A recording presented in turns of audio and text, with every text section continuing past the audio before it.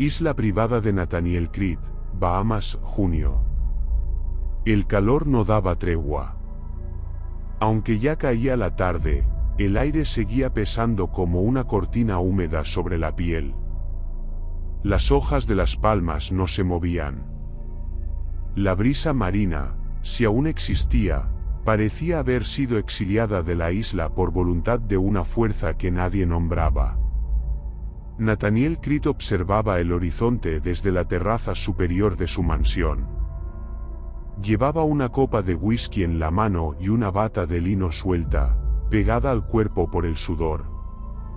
Los ricos tienen modos curiosos de envejecer, algunos coleccionan autos, otros compran el afecto de mujeres jóvenes. Nathaniel había elegido una obsesión más antigua, el poder puro, ese que no necesita dinero para manifestarse. El poder arcano.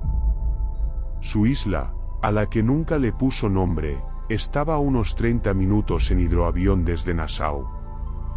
No aparecía en los mapas turísticos. No se anunciaba. Era una mancha verde perdida entre arrecifes y canales traicioneros. El acceso solo era posible si uno conocía la marea y tenía el permiso escrito de Creed. Lo había comprado todo hacía una década, tras la muerte de su esposa, Eleanor. Un cáncer silencioso que la devoró en 6 meses. Nadie supo realmente si Creed la amaba o la usaba como símbolo de estabilidad social. Pero desde su muerte, algo se quebró en él. Abandonó sus empresas, vendió sus oficinas en Manhattan y se sumergió en un mundo de manuscritos perdidos, lenguas muertas y círculos privados de esoterismo. La mansión colonial se alzaba sobre un promontorio rocoso. Era una restauración exacta de una plantación del siglo XVIII, con toques modernos integrados con buen gusto. Al interior, los techos eran altos y las paredes estaban cubiertas por arte oscuro, grabados medievales, litografías alquímicas, íconos cristianos quemados por el tiempo. En un salón privado, una estatua de bronce negro representaba a una figura con alas rotas y una corona invertida. No tenía nombre. Creed le llamaba simplemente el hóspede. Esa noche, su mayordomo personal, un escocés hosco llamado Fletcher, le anunció la llegada del paquete desde Viena. Venía en una caja de madera tallada, con cadenas y un sello de cera roja con el símbolo de Saturno. Era el manuscrito de Rauchlin, un grimorio supuestamente dictado por un poseso en 1571, transcrito en alemán rúnico. El vendedor, un anticuario desesperado por desaparecer el objeto, le aseguró que hablaba de una entidad conocida solo en círculos cerrados del demonismo europeo, Belial, el que no se somete, el más antiguo de los caídos, el que ríe cuando los pactos se cumplen. Nathaniel leyó toda la noche. Pasó las páginas con manos temblorosas, como si el texto vibrara bajo sus dedos. Encontró referencias al mes de junio, al sol que quema la carne de los vivos y a la hora sin sombra. Hablaba de un lugar cerca del trópico de Cáncer donde los límites entre mundos se erosionaban, y se podía abrir el labio de la tierra para hablar con quien se oculta en su vientre. Su isla. Era aquí. Era ahora. La tierra que había comprado por aislamiento se revelaba como un punto de cruce. Los días siguientes se dedicó a inspeccionar el terreno. Cruzó la selva densa con mapas en mano, viejos dibujos superpuestos sobre las coordenadas de la isla. Fletcher lo seguía sin hacer preguntas. Los empleados locales eran despachados con días libres y pagas generosas. Nathaniel quería silencio, completo y absoluto. Y lo encontró, una grieta oculta entre los manglares, cubierta por raíces y humedad. Una caverna que descendía como un colmillo quebrado hacia el corazón de la isla. Adentro, el calor se volvía insoportable. La linterna parpadeaba, y las paredes exhalaban un olor a sal, hierro y cosas muertas. Pero algo más lo esperaba, símbolos tallados en la piedra, algunos similares a los del manuscrito, otros anteriores a cualquier lenguaje humano conocido. Creed regresó esa noche empapado, tembloroso, con una certeza inexplicable: la caverna estaba viva. Y escuchaba. En su biblioteca, junto a los ventiladores zumbando como insectos agonizantes, preparó su siguiente paso. Sabía que no podía hacer el ritual solo. No con la precisión necesaria. Necesitaba a alguien que hubiese tocado ese mundo, aunque fuera de soslayo. No a un charlatán de YouTube. Necesitaba un medium real. Esa misma noche mandó un mensaje cifrado por la dark web a un antiguo contacto de Haití. Un hombre al que solo se refería como Mambo Desroches. Un especialista en cruces espirituales. Había trabajado antes para otros millonarios en desesperación, pero a ninguno le sobrevivió más de una semana. Esta vez, Desroches aceptó con una respuesta inquietante: si ya has escuchado el nombre de Belial y sigues vivo, es porque él quiere que vengas. Isla de Crete, 13 de junio, una semana antes del solsticio. El hidroavión aterrizó con un rugido seco sobre las aguas calmas de la laguna. Desde la terraza, Nathaniel Crete observaba la llegada del visitante como si esperara a un verdugo vestido con guayabera. Mambo Desroches descendió lentamente de la nave, portando una túnica blanca bordada con símbolos que Nathaniel no reconoció. Era un hombre de mediana edad, alto, delgado como un bastón ceremonial.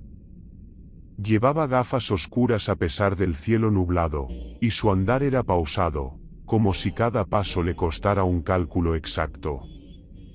Le seguía una joven muda, su aprendiz, con el rostro cubierto por un velo translúcido. No traían equipaje. Solo un baúl pequeño envuelto en cadenas. Fletcher lo recibió con el recelo de un soldado que sabe que algo ha salido mal incluso antes de que suceda. Cuando Desroches cruzó el umbral de la mansión, las luces titilaron sin razón aparente. Nadie dijo nada. Esa noche, Nathaniel ofreció una cena ligera. El medium apenas probó bocado. La joven no comió. La tensión en la mesa era tan densa que las palabras parecían ahogarse antes de llegar a los labios. ¿Sabes lo que estás pidiendo, señor Creed?, preguntó Desroches, tras un largo silencio. Belial no es un espíritu. No es un demonio como los de tus libros cristianos. Es el poder sin límite. La autonomía perfecta. El primero en rechazar la autoridad. Él no da. Él toma. Y si da algo, es para que des más a cambio. Nathaniel no respondió de inmediato. Observó su copa. El vino parecía más oscuro de lo normal. No me importa lo que tome, dijo al fin. Quiero que me lleve más allá de los hombres. Quiero su mirada sobre mí. Desroches rió, pero no con burla. Fue una risa seca, nerviosa, como si hubiese escuchado eso 1000 veces antes, y siempre supiera en qué terminaba. Entonces mañana bajaremos. Y quizás, si la tierra nos deja pasar, él escuche tu voz. Al día siguiente, se prepararon para el descenso. El medium exigió silencio absoluto desde el momento en que se acercaran al lugar. Llevaron incienso, sangre de chivo, 7 objetos personales de Nathaniel, entre ellos una fotografía de Eleanor, y el baúl sellado. El camino hacia la grieta fue más difícil que antes.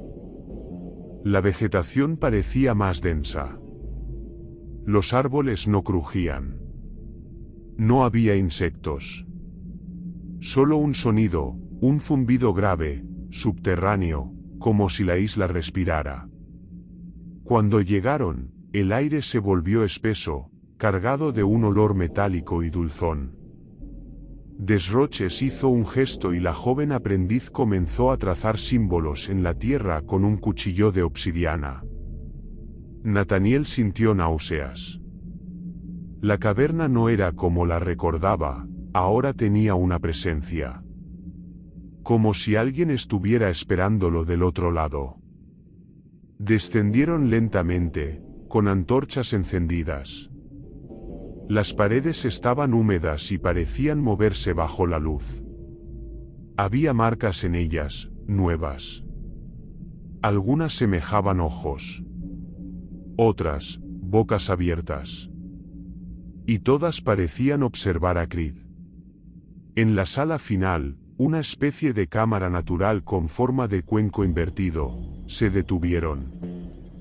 Allí, Desroches sacó del baúl un objeto envuelto en piel humana, un libro sin título, escrito con sangre vieja y cubierto de espinas.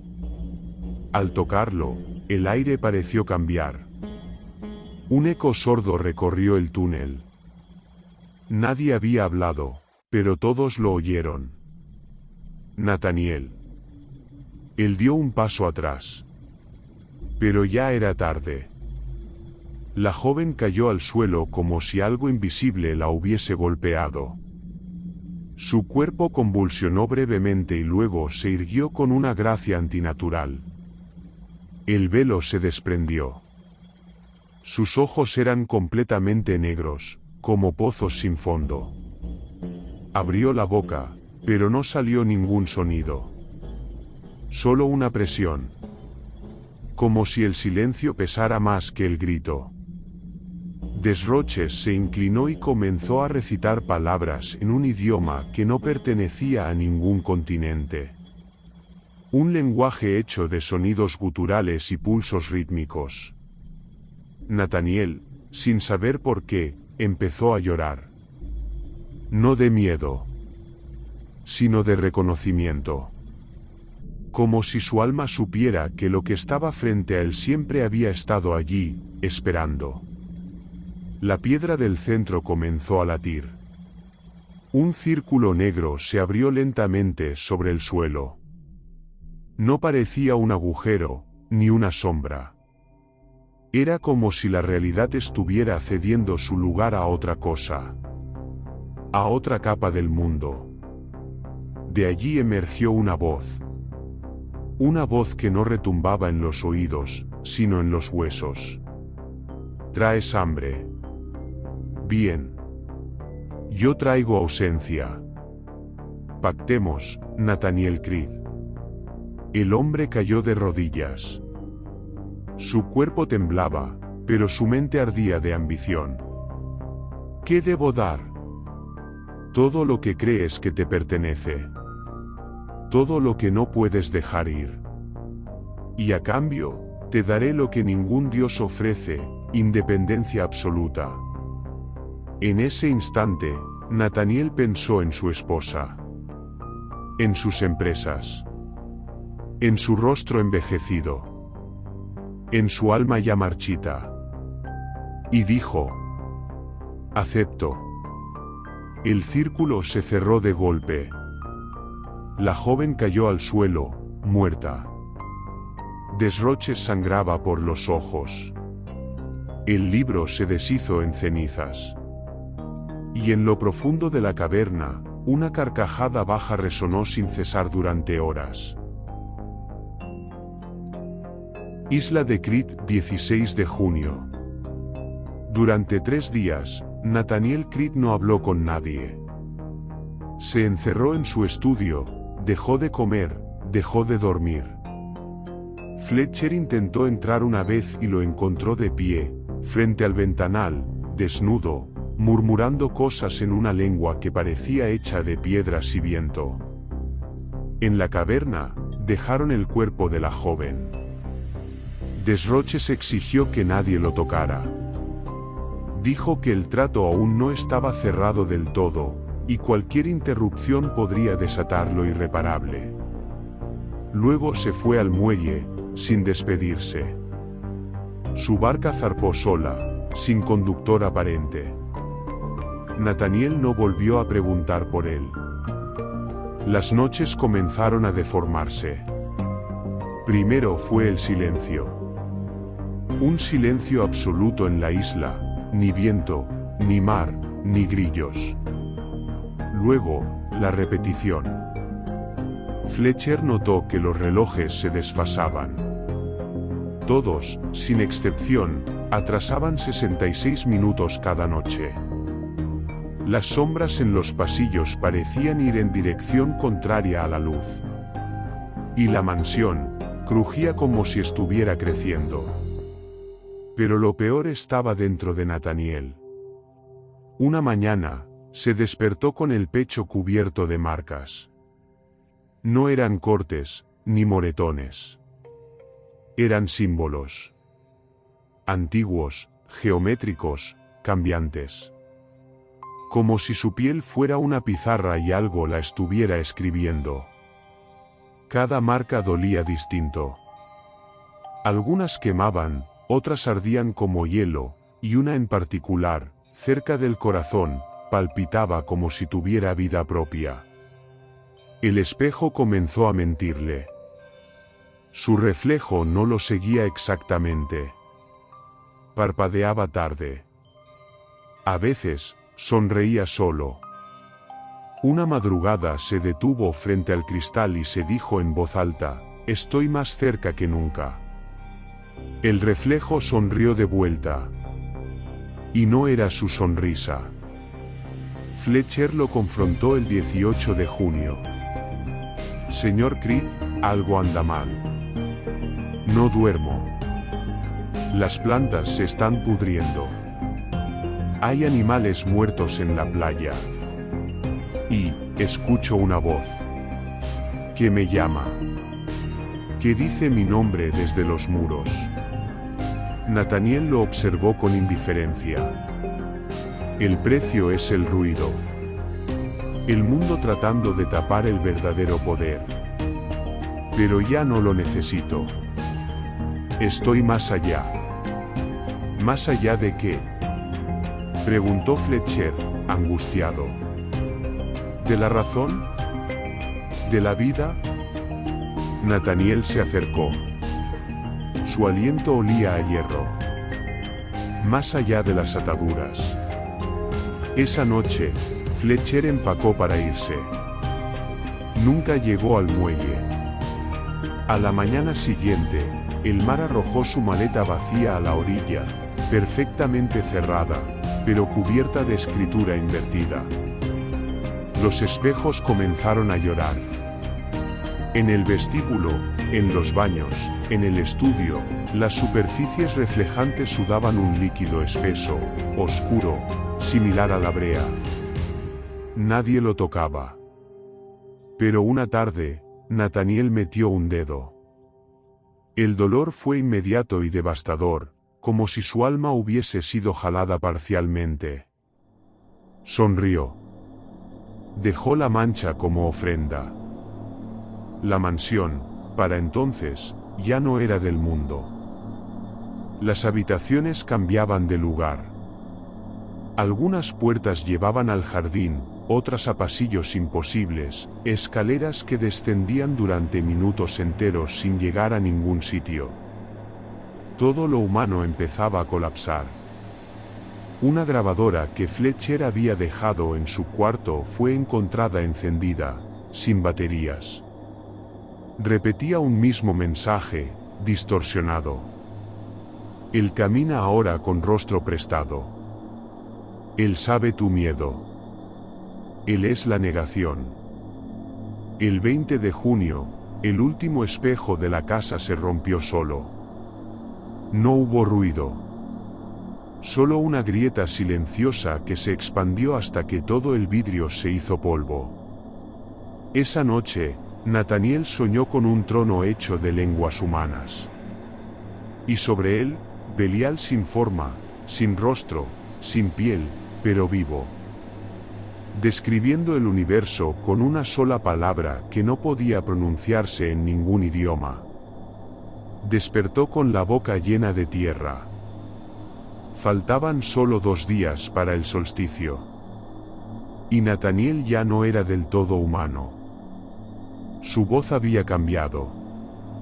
Sus huellas ya no eran iguales. Su sombra no coincidía con su cuerpo. Y cuando caminaba, las paredes temblaban, como si supieran que algo estaba mal. Lo más terrible era que Nataniel ya no recordaba a Eleanor. Ni su rostro, ni su voz. Solo el deseo. Solo la necesidad. Solo a Belial. Isla de Crete, 21 de junio. Noche del solsticio de verano. A la medianoche, el cielo dejó de moverse. Las estrellas se detuvieron. Las constelaciones, como congeladas en un dibujo sin autor. No había viento. Ni mar. Ni sonido. Solo una espera. Nataniel despertó en la biblioteca, rodeado por libros abiertos que ya no podía leer. Los títulos estaban escritos en una mezcla de latín, hebreo, árabe antiguo y símbolos aún más antiguos, desconocidos para cualquier tradición humana. Uno de ellos palpitaba como un corazón recién extirpado. Lo tomó. Sintió que la lengua se le partía. Pero ya no dolía.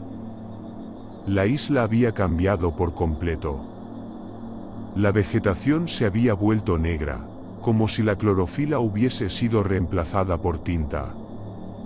Las estatuas que decoraban el camino al acantilado, bustos de mármol traídos desde Florencia, habían girado sus cabezas. Todas lo miraban, sin ojos. El cielo respiraba. No hay otra forma de describirlo. El firmamento se expandía y contraía con una cadencia lenta, como si estuviera vivo. Como si algo más allá del velo estuviera por romperlo. Y al fondo, desde las ruinas del altar en la caverna, emanaba un canto grave, gutural, apenas audible, pero imposible de ignorar.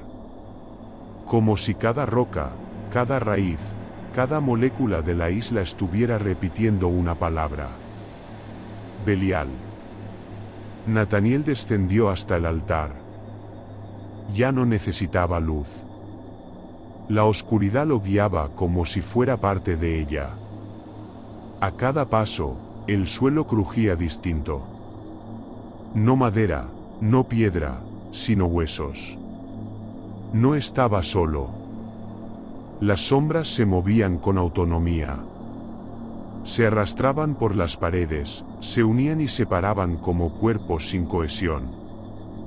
En un rincón de la gruta, vio a Fletcher, arrodillado, cubierto de escritura. Le faltaban los ojos. Pero su boca aún murmuraba, demasiado tarde, demasiado tarde. Nataniel lo ignoró. El altar estaba como lo recordaba, circular, tallado en roca antigua. La sangre de la joven aún fresca, milagrosamente. En el centro, un espejo reconstruido. No de vidrio, sino de una sustancia que parecía agua sólida. Una voz surgió desde él.